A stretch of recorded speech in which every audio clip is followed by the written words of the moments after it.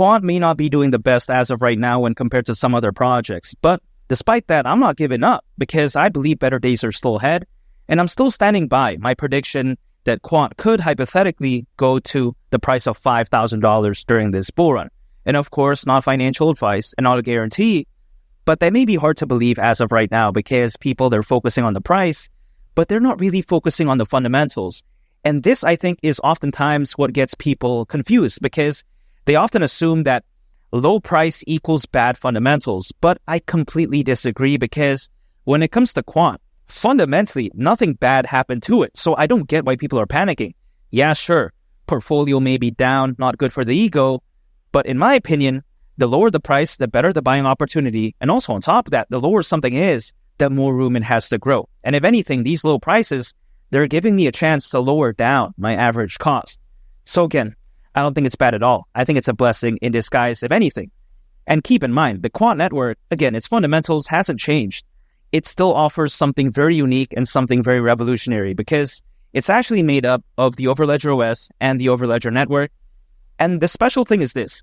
The Overledger OS allows a multi-chain application to be built, which is an application that is built on top of multiple blockchains instead of just one.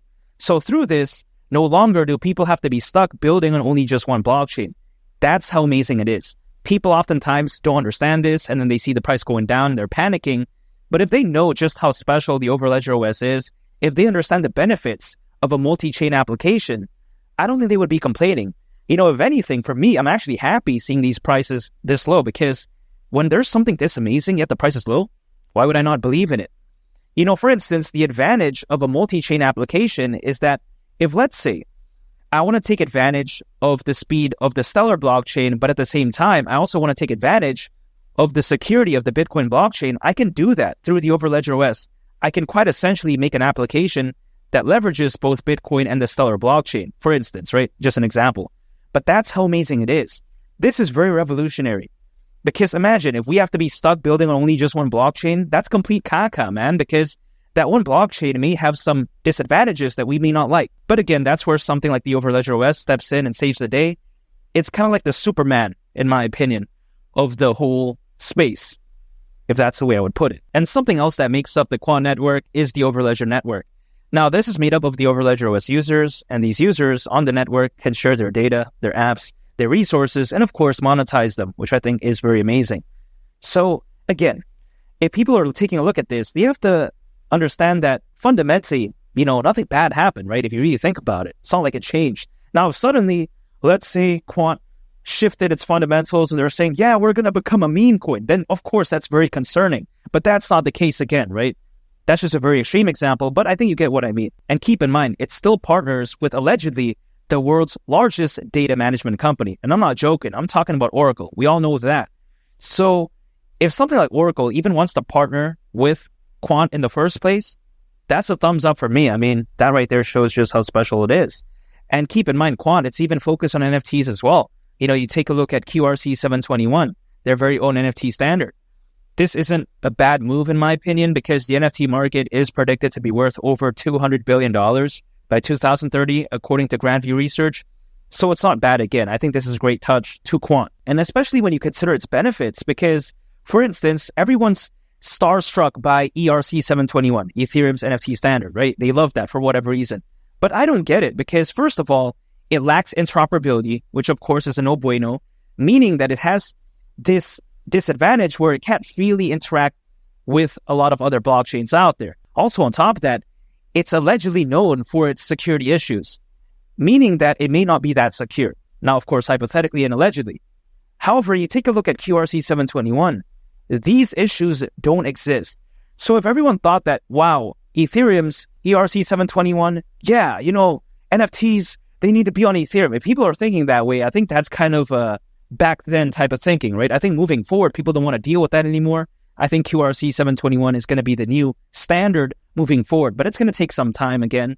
So I'm very bullish on Quant. And think about this, right? Bitcoin maximum supply, 21 million. Quant total supplies around 14.5 million. Need I say more? That's a totally night and day difference right there. Quant, I think it's much better fundamentally than Bitcoin. Now, not financial advice, but some people, they may think, whoa, what do you mean by this, man? But here's the thing. You take a look at Bitcoin, it's primarily just a store of value. For something that's primarily just a store of value, a maximum supply of 21 million, in my opinion, is actually too much. Now, that's just the way I take a look at it, but you take a look at Quant.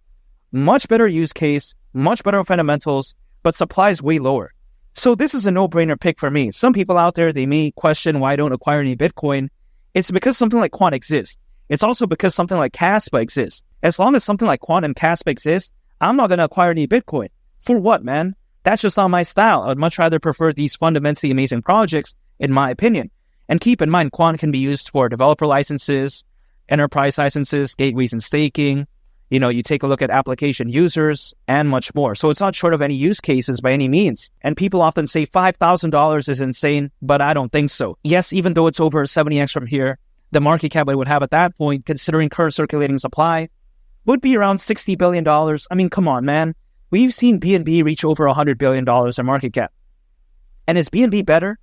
I don't think so, because according to Crypto.com research, just last year, slightly over 2% of the crypto hacks that happened actually occurred on the BNB smart chain ecosystem.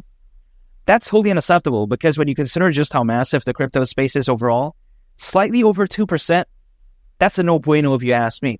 Quant, I think it's just much better. So if something like BNB can go to over 100 billion in market cap, why can't Quant at least go to around 60 billion? That's just the way I view it. And I'm staying patient because I understand history. Think about this, right? Historically speaking, altcoins, they typically peak anywhere between 6 to 18 months after a Bitcoin halving event. If the Bitcoin halving event happened back in April, that's anywhere between October this year to October next year for altcoins to potentially showcase what they're capable of. So again, I understand that, which is why I'm not panicking as of right now. Around a year from right now, I think a lot of these Quant critics, they're going to be singing a different tune, because imagine once Quant goes to the price of 1,000, 2,000, 4,000, let's say even 5,000, which is my best case price target scenario, right? Man, can you imagine all those Quant critics? They're going to be potentially running over to their, grandma. I don't know what the case may be. Who knows? At that point, they're probably going to start pulling out their Lee the Captain edition pom-poms and saying, oh, wow, Lee the Captain made a good call. But I can't say I told you so, but hypothetically, if that does happen, I might have to say that, right? I might have to say, yeah, I told you so. But not financial advice and not a guarantee. I'm staying patient. My strategy hasn't changed, by the way.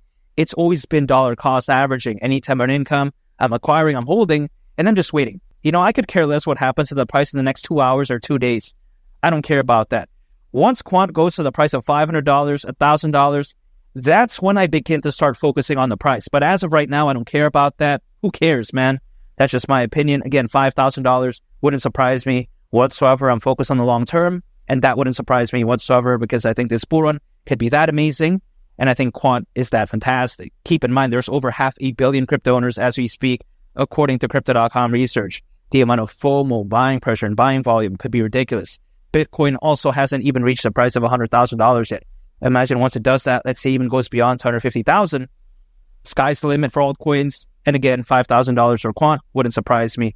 I think it's that amazing. And make sure to subscribe if you gain value from this video. I'd greatly appreciate it. It's been Lee the Captain, and I'll catch y'all on the next one. I'm out. Peace. Bye.